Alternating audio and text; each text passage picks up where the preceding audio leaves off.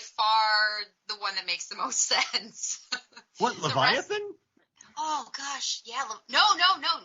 He does. The Abyss. The Abyss makes the most sense. No, I was joking. Like the Leviathan doesn't. Remember at the end when Peter Weller does a jump shot with a flare or a grenade into the monsters? Yes, and it's literally comical because the effects are so bad. Yeah. I mean, they're just tremendously bad. It looks like somebody made it in their backyard. If you want to laugh, the Stan Winston people created the creature for Leviathan, and on the making of on their Stan Winston page, they just have photos of them chilling in Italy where they made Leviathan. Like, oh, here we are on this set, looking up for old props from old Italian movies, and here we are at this beach enjoying our day on this movie. So I think they just took that film to go to Italy and hang out. Because if you research their stuff on Stan Winston, they're like, and here's us at the beach. And here's us seeing some of Fellini's props. Just pretty funny. So if you ever get bored, check that out. A lot, actually. Mm-hmm. But, I mean, have we even talked about, I guess we've talked, but there's not much story here, but I'm fine with that. I kind of like the ring bit. I mean, there isn't. It's coming back to Heather's Shakespeare point. It's kind of like a Shakespearean 5-act structure of this, where like Michael Biehn is the villain. He's dead 45 minutes before the end of the film. There's a whole half a film without him in it. The whole like this is to me this feels like Underwater Armageddon meets Close Encounters of the Third Kind, which Close Encounters is fair. Close Encounters is not a film I love. I agree. I am wrong about this. This is entirely on me. I need to give it more time. Are you not a fan of mashed potatoes? I'd love mashed potatoes. Richard Dreyfuss is wasting them. Should be eating them. If you don't like Close Encounters, that's fine. Are people attacking you for not liking a movie? It's happened before. I've literally had someone.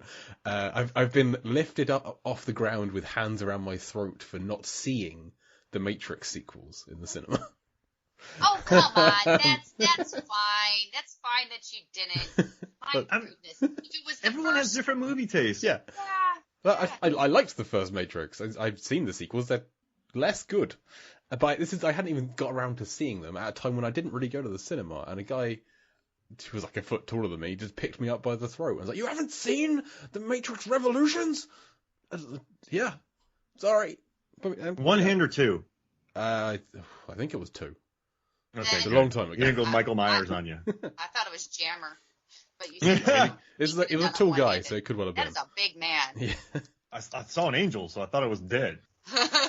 I really needed like a Bill Paxton. Like I'm surprised there are no recognizable, or at least to me, character actors amongst this cast. Well, they had all the fun little cameos that we didn't know were cameos at the beginning. You had Michael Beach and Chris Elliott, and if you're a Scrubs fan, they had Ken Jenkins as well. Jenkins. I love Ken Jenkins. He's great. He's so well cast in this as like the fuddy-duddy uptight boss upstairs kind of thing with his horrible tie and his horrible shirt. I really liked how well cast Kelso was in this. So. I do love, though, that this is the kind of movie that gets made when you have had just the ultimate hit. So Cameron was just so hot at this time. So when he said, I'm going to go take over a nuclear power plant, put 7.5 million gallons of water that will take over 5 days into this thing, and the majority of my crew is going to get chemical burns from the chlorine, and they just kind of let it happen. And I kind of love that, though. I love like the happening with M. Night when he got all that power. I love when directors get huge amounts of power and they're given a blank check to make one of these movies. I find them always so intriguing because they swing big. I mean, the story might be lacking a little bit, but Cameron swung so big. I love when people are at their height and they can do something like this. Sometimes it works out and sometimes it doesn't. I actually think, and it's in a lot of cases, it ends up being the case too. When you are giving more limitations, it forces more creativity. When you have a smaller budget, you have to start thinking more outside of the box to make things work. I think that's why a lot of times sometimes you do start to see special effects and the sequels start to get worse and things like that. There isn't as much care and there's a bigger budget and you have better actors and you have this and that and you're like, it should be better. Why isn't it better? And I think that sometimes that can get in their own way. And, oh yeah. But I don't think that was the case with Cameron here. I do think that supporting characters, if they were a bit more colorful, if they were a bit more upfront, if you were more invested in them too, I think that the rest of it might have been a little bit more enjoyable and would have been less about what everything looked like and all of those moments of awe, which I love, but I feel like other people would have probably gotten more invested in it with that. Mm-hmm. That was a pretty cool chase, though. Underwater chase that they used with like 450-pound models and remote control. They built an underwater joystick that was waterproof that they could steer those things around in. A goddamn joystick. And just the way that they use like rear projection on it and just little miniatures and all the shot. Like, it's just such a neat chase scene. I have notes, and I just wrote cool chase scene 3 times. I don't know why I wrote it 3 times. It's still a cool chase scene. It's still a cool chase scene. The entire time it was cool. And that's the thing too. There's a considerable amount of tension. The stakes are way higher. You're not just chasing someone in a car through the city. If anything cracks, if water gets in, you're going to have a Michael Biehn death. It's not going to be good at all. You're going to implode. And I don't think there was any blood either. I don't think you got to see any blood. There was no gore. There's just so much that was more psychologically disturbing about the stakes in this. You see blood when Bihn's cutting his arm under the table. Oh, yeah. That psychopathic scene. His sweaty mustache. Oh, my goodness. Michael Biehn is my first real crush other than David Bowie, and it was because of Terminator. And I hated his mustache in this so much. And he was a bad guy. So when I had seen this when I was a kid, I was like, why is Michael Biehn a bad guy? Why does he have that mustache? Why is it sweaty? Now, was it real sweat, or did he have a sweat person going up and spritzing him every time? He's not The Rock. I feel like... I feel like this is a pretty hot set to be on. Probably. Well, apart from they were shooting underwater at night when the tarp broke. This was a cursed production. Making this that documentary is well worth watching, just to find out how terrible it was to work on this film. And I love that it's the official documentary. Cameron does not care. And so much bad stuff went in there. Like people will never talk about this. Like Mary Elizabeth Mastrantonio, she'll never talk about this movie again. And they said it. Like Cameron he's just so interesting. He doesn't care. He doesn't care what. Like, it's my documentary, and they're talking saying how terrible it is. That's fine. Wimps. It's unaffected by it. He's James Cameron. It's. I guess I like having him around, but you're right, Jay. I have never seen the Jumper behind the scenes. I'm actually Jumper. I watched some behind the scenes, and the amount of horrible things that were said about Doug Liman in the behind the scenes videos of that, and then they put it on the Blu-ray. I was pretty mind blown by. But yeah, this one was kind of anti-Cameron. People kind of, and usually too, they'll kind of cover it up with something else too. Tom Cruise did that with Legend.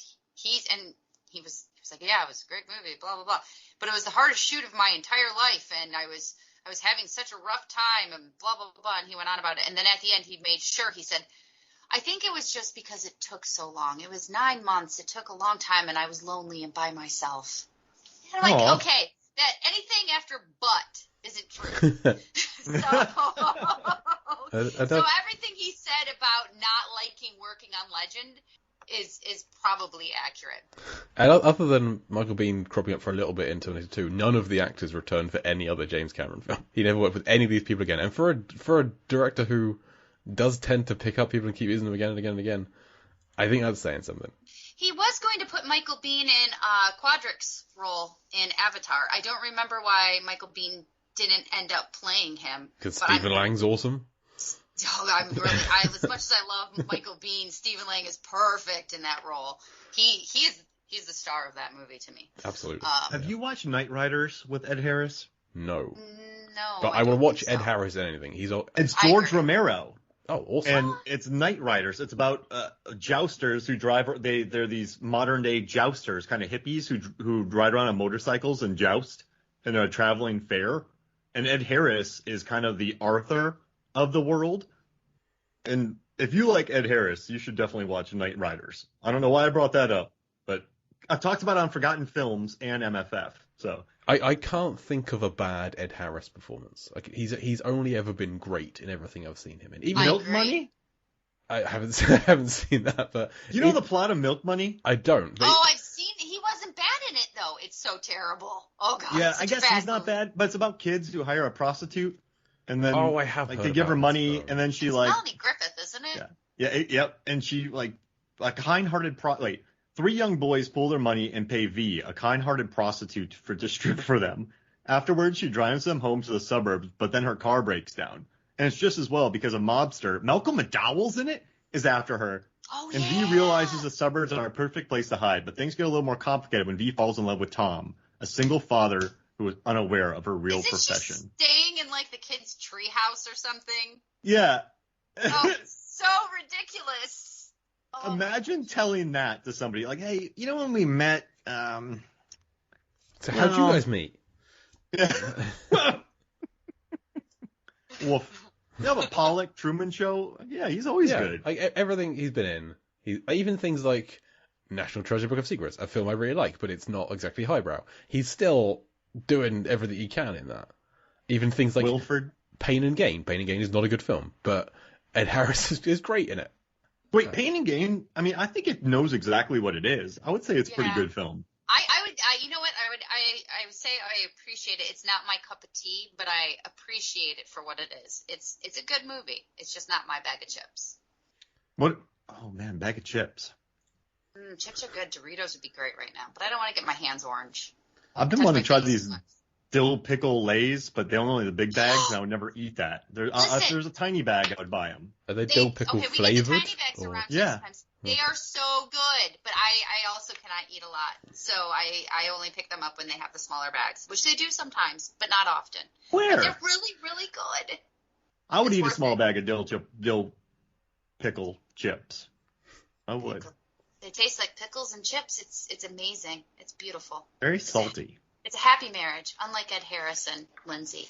It's a good marriage. She calls him a wiener. But it does.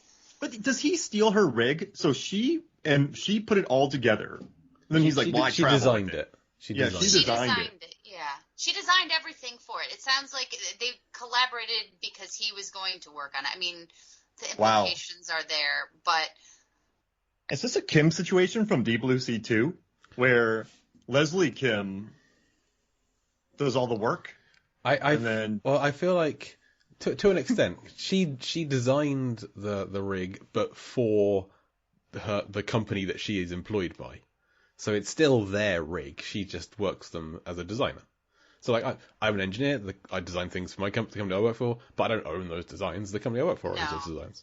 So if I design something and the company decides that needs to be go and help somebody out in the middle of the ocean somewhere, then that's their prerogative. She just has ownership over this design because it's a pretty impressive, huge design, and it's experimental, and it's just about to prove her theory that she's been working on for 4 years, and then it gets commandeered by the SEAL team to go and rescue a submarine.